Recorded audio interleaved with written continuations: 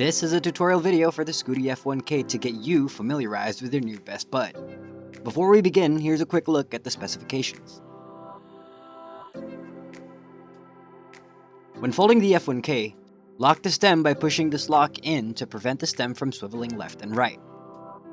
You'll find the UL sticker right under this lever, which is also our next step. Pulling on this lever will release the locking mechanism and allow you to fold down the F1K. Once folded, check on the locking mechanism to make sure that it is locked in place. Now check out how easy it is to trolley this scooter out. And now I'm back and we're moving on to the next step, which is the unfolding. Pull on the lever to unlock the mechanism and bring the stem upright. Once again, make sure that the locking mechanism is securely in place. Now usually I wouldn't recommend pressing any red button, but in this case you should, because this is how you unlock the stem in order to swivel left and right. Easy, right? Next up, functions and features. We'll start with the rear mudguard, which has a reflector and also acts as a fender brake.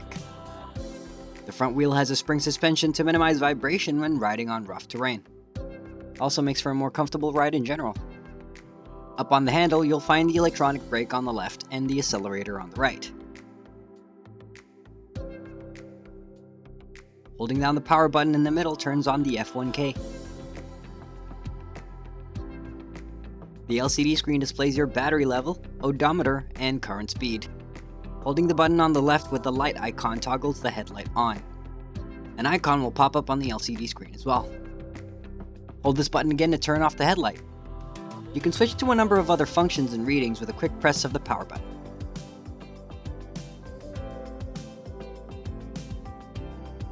Pressing the button on the right will switch to a higher speed setting, of which there are 3.